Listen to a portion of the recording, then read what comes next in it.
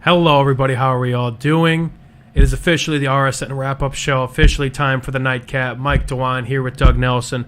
Doug, let's have some fun. A lot of great games, of course, that we saw. We just wrapped up the RSN Zone, the third episode of that, between you and I and Doug Ashenball as well. Again, another week in the books just like that. 8th week done, in a flash, and we saw a lot of great football tonight. It was a lot of entertaining football, wasn't it? A lot of playmakers. A lot of playmakers, a lot of talent on the field, even in the game that we're waiting for in that Hobart-Morton game is, there's a lot of talent everywhere, and we're just lucky here to be in the region and lucky to share it and talk about it all night. No doubt about it. Although we are the wrap-up show, there is still one game going on that hopefully we could break to you the final score before this one is all said and done. It is currently 55-all at the Mansion over there between Hobart and Morton, as Doug said. Wow, take the over, as you mentioned. A game that two teams, pretty solid defensive pieces. Offenses came to play tonight. Yeah, they did, and Morton was up most of the night, and Hobart came back, and that's just the way it was. Mm-hmm. And then it's now who wants to give in? Sure. Who wants to flinch? Right? Who's gonna give up or say, "Oh, that's enough"? You've worked this hard, Might as well finish it now. Hey, the game could go on all night. Who knows? But hopefully it breaks by the time we wrap up this. But we're going to start off with the games that have finished. And first off, a top 10 matchup we were kind of watching and keeping tabs with on RSN Zone. The Andrean 59ers arguably shock the second-ranked Hanover Central Wildcats 3-0 in favor of the 59ers, who went to Hanover Central, a place that is tough to play. And Andrean, they scored early a field goal that was set up by a fantastic one-handed catch that I'm sure we're going to play throughout this show. A Jimmy Finley one-handed catch that's going to be on potentially SportsCenter Top 10. I think that set up the field goal for Andrean. That was all they needed. Hanover, you mentioned on RSN Zone, haven't been shut out since 2018, a position they are quite unfamiliar with, and Andrean, kudos to them with what they did tonight. Yeah, you just do enough to win, right? You get the W. But, again, two quality teams and two teams that are ready to march here in the postseason. So, again, next week they'll still be able to share at the title if things fall right for each team, with three teams with Hobart, Andrean, and Hanover. But, again, I think like we talked about, I think Coach Parker will use this to get their attention. Sure. Okay, guys, we got to pay attention to detail, do the little things right, and or this is what can happen. It is a punch in the mouth, to say the least. Now Hanover Central in the 4A class. We mentioned sectional pairings this Sunday midday. Hanover Central now. Andrean, although they are a 2A team, of course, a smaller private school. If you were to compare them to a kind of class size in terms of talent and what they do year in, year out, I'd say they're about a high-end 4A team. Of course, they're at the 2A level against school enrollment, but nonetheless, this was a great test for Hanover Central. But one, of course, you want to put some points up on the board and make some noise. But Andrean, again, it's a 4-4 record. I think that is super, super skewed. Their 4 losses, again, Maryville, Valpo, Chittard, and Hobart. Not a bad resume. Yeah, they're a 2A team that play a 4A, 5A schedule. They haven't played anybody below a 4A. They haven't played below 4A, so that will do nothing but help them in the postseason. They'll get to that sectional level and maybe hopefully the regional level, and for their case, and they've been there, done that, right? The talent that they've seen throughout the season with Valpo, Maryville, Chittard will do nothing but help them down the road. And again, we can kind of go into Andrean sectional. It's a sectional 2A still. Looking forward to Sunday, who they pair up with. I think this is a sectional that, hey, now after a win like this and seeing how well this team has competed with some of those top dogs, although they've resulted in some losses, I think this is a very favorable sectional for Andrean, who had an early exit last year, but I think this year's a different team. Yeah, it is, and sectional 33 is tough. Wheeler's playing very well. Sure. Boone Grove's playing well. Rensselaer's always, you never know with them because they play a tough schedule also, so they're set up, for the run there. They've got talent, they got playmakers, and that's what it takes in the postseason. One could only wait and see. Again, sectional pairings are this Sunday. Me and Doug Nelson wrapping up here tonight. Moving on, again, a big win, of course, from Andrean. 3-0 over there against the Wildcats of Hanover Central. Moving on, the Bishop Knoll Warriors fell to the Westside Cougars 34-20. The Boone Grove Wolves, the aforementioned Boone Grove Wolves that are in that Andrean sectional, 42-8. A team that's been playing some pretty good football as of late, ranked 10 in our home improvement top 10. Again, a high potent offense over there, and a team to look out for come that sectional play. The Griffith Panthers, we keep talking about them week in, week out. Calumet did score first, 6-0. Griffith Panthers scored the next 56 points. I bet they were a little irked they couldn't get that 6th shutout of the season, but nonetheless, Griffith continues their dominant stretch, and they set up quite the Week 9 matchup coming next week. Yeah, that's what Coach Mason will key on, right? It was what 56 unanswered points, right? Calumet jumped out early, but that's what he'll key on and say, we got to be ready to play. Right. If we do this against a team in our sectional, in the wrong time, they could catch us. So let's get, from the get-go, be ready to play. And Griffith has fallen behind in some of these games, but they just respond with 3 or 4 or 5 punches back and forth. I mean, it's quickly, too. They score in punches. They do not mess around, and their opponent in Week 9 had a big game tonight as well. Wheeler Bearcats won 49-6. This game was on the Region Sports Network. Again, they won over the Whiting Oilers. Again, 49-6. Wheeler been playing some great ball as well. Week 9, you and I wanted to talk about it. A fun game nonetheless for that division. The outright title revolves in that game. A game at the Boneyard. Again, Wheeler will travel to Griffith to take them on. Wheeler's got some weapons. Great quarterback. Klimzak at 6'5", 6'6", throwing. Their running game is very strong. So, Griffith's going to have a lot to prepare for. But Coach Mason will have them ready, and Coach Testa will have Wheeler ready. That's going to be a barn burner. 2 great coaches, and we're super, super excited for that one. Week 9, a little treat before playoffs kind of start there in Week 10, Week 11, and all of that after. A top 10 matchup that once again didn't seem too much like a top 10 matchup. The Crown Point Bulldogs roll once again and now clinch, I believe, at least a share of the Duneland title once again, and they have a chance to clinch that next week if they take care of business against City, but they take care of business tonight against Chesterton Trojans, who came in at 7 on our poll, 41-7. We really run out of things to say. I mean, we have to bring them up because kind of how well they have played through this portion of the season. Again, they might be that team to look out for, of course, making that trip to Lucas Oil, but they just rinse and repeat every single week. They find a way to just impress us, and they do it once again. Now, Coach Bazia is going to tell them how bad they are, right, and just to let them know that we've always got to find something to work on, right? Mm-hmm. And that staff, again, at that 6A level, they have a bye week. Next week they have Michigan City. They'll make sure they're ready for that. Then they get that bye week, and they're going to play some people, rest some people. Yes, we've mentioned a lot of their varsity guys have only been playing a half.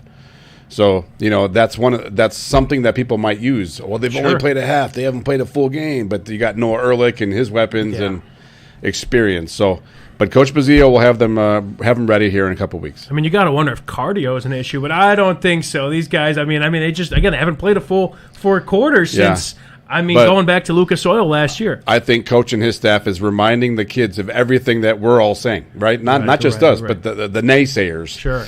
But they're that good. Let's just appreciate the fact that Crown Point's pretty good right now. Right. It's their world right now, and we're kind of just living in it. It's exciting things over there for Crown Point. Chesterton's still a great team, 5-3 on the year, hoping to end their season right, moving into their own 5A sectional. The Hammond Central Wolves bounce back against the East Chicago Central Cardinals, 61-16 in favor of the Wolves. The KV Cougars took care of business against the Highland Trojans, 57-0. KV's first win in quite some time. Started the season out 2-0 and then lost the last 5 games. A big win for them against the Highland team. Of course, first-year head coach Ben Gefford. A lot of rebuilding with that program, but KV, good to see them get back in the win column. Still nothing. The next game on our list, 55-55. I'm waiting for the score updates. 61-58 final, Morton. We got a final. Zach Miller coming down here from up top, 61-58. You were just holding on to that. Morton, huh? I texted it to you, but You did. I must have missed that. There we go, right there. Boom. Checking my watch right now. It's late, everybody, but we finally got the update. What a game, huh? The Morton Gunners. A lot of points scored tonight. How about that?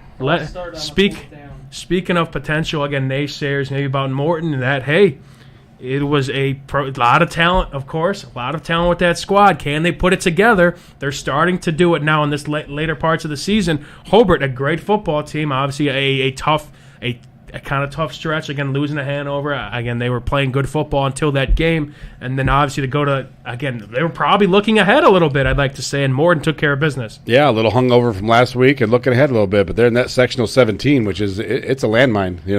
There's good teams everywhere. You can't look past anybody. So, that was Coach will have their hands full with the brickies getting them ready. I mean, Hobart's defense has been relatively solid, I'd like to say. And on Morton offense, they have a lot of playmakers. Holland Harris is a fantastic quarterback in this area. You have a D1 wide receiver. You got a couple guys in the backfield as well that you could put just about anywhere. But for Hobart, that's a tough pill to swallow. Again, you got to bounce back against Highland, hopefully get some momentum because, again, the weeks before you know it, it's do-or-die situation. Yeah, those little things matter, and if you lose, you go home. And you don't want that, You especially don't want those that. seniors as well. More than a good group of seniors. Hobart is still relatively a young team, but they got some solid seniors as well. And, of course, they don't want to go out like this. So very interesting to see how the two teams respond. But kudos to Morton, a team, again, a rough start to the season. They found ways to bounce back. They had kind of a bye week not too long. I think the week before they played Hammond Central, they didn't have a game. And, again, that becomes with the small conference of the Great Lakes, you got 3 teams. You have to schedule non-conference opponents. In some instances, you can't find an opponent. And in this case, Morton had a kind of a mini bye in the middle of the season. And, hey, 2-0 since then, a big win against Hobart. Got to give much respect to them. Moving on, Duneland matchup, the Maryville Pirates, now 43-10 over the Lake Central Indians. LC is, again, they've shown fight in a lot of these games, but more so Maryville's been playing some good football after that Week 3 loss to Crown Point. Well, I think Maryville's as good as anybody right now. Again, you have Crown Point at another tier, of course, but Maryville's really rolling. I think they're playing well, and we've talked about, Valpo played well tonight. They scored a bunch, but I think Maryville right now is getting ready in that 5A, and they're pretty. I mean, you don't want to say it's a soft, because you got Hammond Morton sitting there waiting. Yeah. You never know anything They're can no happen, cakewalk. but on paper, Maryville looks pretty good in this sectional. Yeah, I'd like to say it's their sectional to lose, but again, Morton, a big win there. Of course, we got the pairings coming up soon. They'll have a week to prepare. They have that bye in the 5 and 6A class, but Maryville, they might be the team to beat in that sectional. Morton might be lurking behind. A great win again, as we mentioned, in the triple overtime, I believe, against Hobart. Don't see many games, especially with that many points. Moving onward, another Duneland matchup at Amesfield. Michigan City, a big bounce-back win, 39-0 over LaPorte. The Wolves get I believe, their 3rd win of the season. The Lowell Red Devils beat the Munster Mustangs 36-19. Red Devils, as Doug Ashenball has been saying, this is a team that, hey, they when the weather gets a little colder and then the weeks start, again, things start to kind of materialize in terms of, okay, this is what we're doing. We get to that kind of third of the season where the games mean so much more. They're starting to turn things up a little bit. Now, they won 3 of their past 4 games.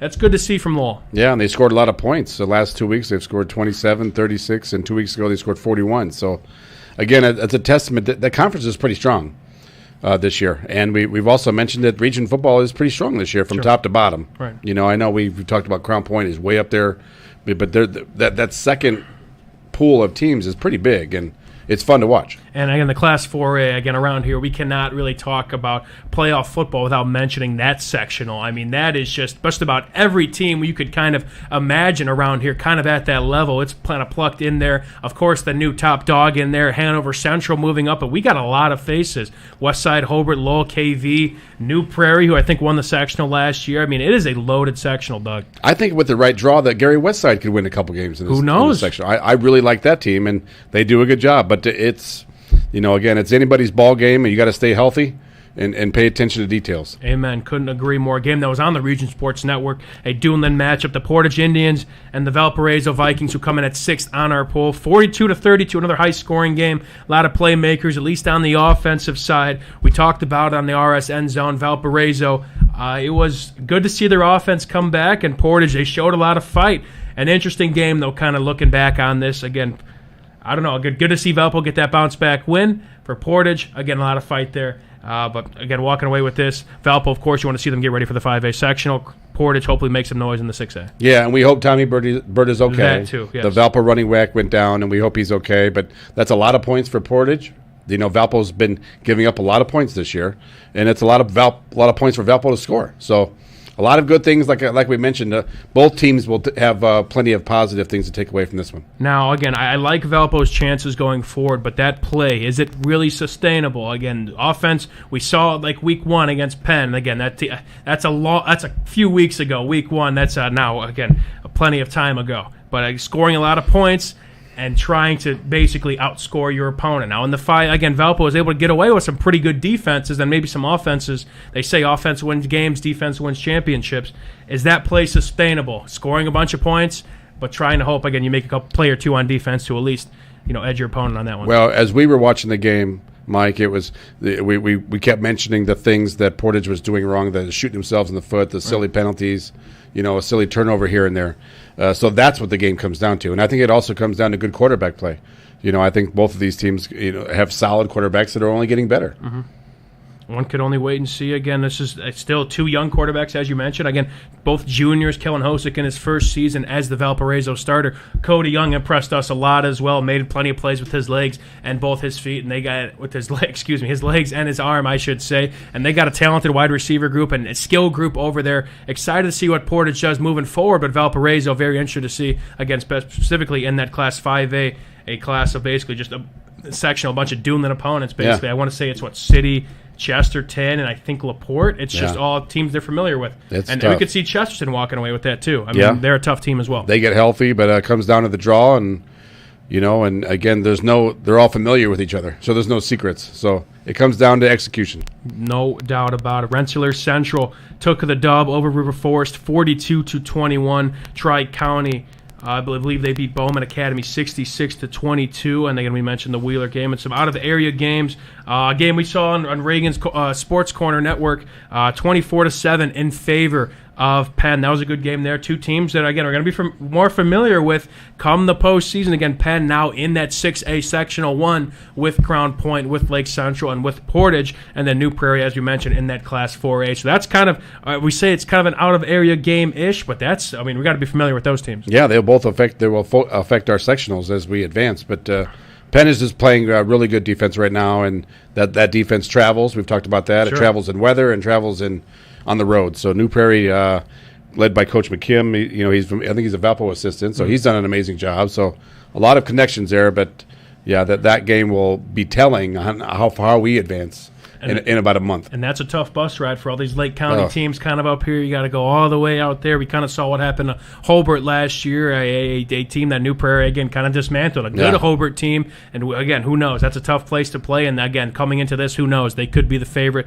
Again, a tough loss nonetheless to Penn. But, again, that's a 6A team as well. Again, the new dogs in that 6A Sectional 1 as well. The Caston Comets lost to the North Judson Blue Jays 69-3. You mentioned North Judson just been on an absolute collision course so far from what you've seen. You're a monster. I saw them at South Central when they played us there, and they just rolled. They're so dominant right now at the 1A level. And again, Crown Point gets all the pub, but around here. But I know Judson is on the verge of the region, maybe of the 219, whatever. But depending on who's the region judge, but Judson is right there. We should jump on board right away. Watch out. Buy stock in North Judson, according to Doug Nelson, at the 1A level. They're going to make some noise in the playoffs from what I hear. And the Knox Redskins lose kind of a heartbreaker to the Bremen Lions 38-46. This was a game that Knox kind of controlled, I saw, for a while. We were looking at our Strack and Van Til hometown scoreboard. They were up for quite some time. Yeah, we talked about him a lot. They have the state leading rusher and the state leading scorer, and then they just stopped scoring. So,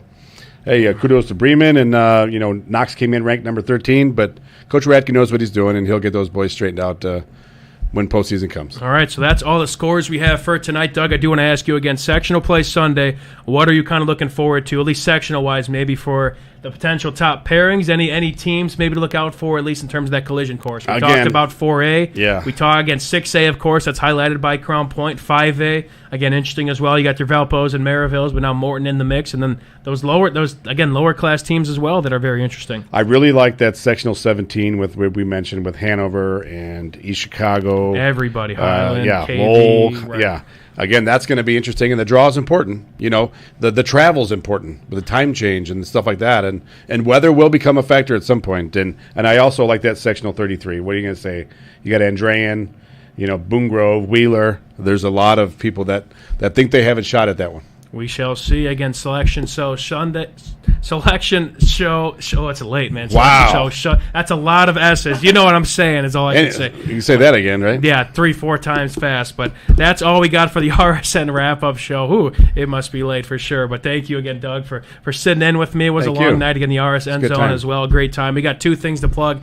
Come tomorrow. First off, Saturday we have, tomorrow I should say, we have the Crown Point Junior Bulldogs Super Bowl games. We got 3 games going on. If there's any Crown Point Junior Bulldogs alums maybe in there, coaches, whatever, parents, feel free to chime in the chat. Then we also have the Beating the Brickies series again Saturday coming out tomorrow. A story that I fortunately was able to write. Again, the Beating the Brickies program again. Are you okay, man? I know it's late. I'm older than you, man. It's been a long day, man. But it's beating the Brickies again. That whole series. It's paying homage to, again. I don't know if you've seen much of that, but it's paying homage, of course, to those Bricky teams of the 80s, 70s, and 90s. But you want to talk about dominant, right? But also those local teams around here again, which is the stories are about. Yeah. The local teams that are able to tell the story. So I mean, I don't know That's if you awesome. read up any on that, but one of the stories we're releasing tomorrow, I think it's the 5th story, is the Munster team from 1986 that ended Hobart's streak of, I think, 8 straight regionals or something like that. 8 straight regional appearances, and they won them all. I want to say it was 7 at that point. So I mean, something slight, 7 straight regional championships. I mean, that's not too bad, right? Not too bad for Coach and his Coach kids. Howell, right? Yeah, and all right. those guys. And the Again, Bricky Bowl. It's legendary. the Bricky Bowl streak, that Chesterton story came out. That was a 71-game Bricky Bowl winning streak. And, again, that story as well, which is very interesting, is that Chesterton team that beat them in that year was not a very good team. And then, I don't know, it's just been a super, super fun series. Again, Chris Ramirez and I, as well as Brian Waddle, have written a couple stories. Again, this Munster one's coming out tomorrow, the 1986. I wrote this one. Again, this hits home for me because I interviewed my dad. I interviewed Leroy Marsh, a coach of mine, as well as many other Munster guys that I kind of looked up to going through the system. So that's going to be fun. We got that, as well as plenty of other stories coming out every Saturday, going so on and so forth. I think it's a series of 8 stories. But, again, beating the Brickies tomorrow. We also got the Crown Point Junior Bulldogs. Whew. All right. Yeah. But I think we're good. The RSN wrap-up show. Again, Doug Nelson, thank you. It was a pleasure. Thanks, man. Pleasure hanging with you all night. Justin Cole, fantastic job. As always, again, RSN Zone, he put that all on tonight, as well as, of course, the RSN wrap-up show. Justin, pull it up one more time. Again, this is the screen we've been kind of seeing off for RSN Zone.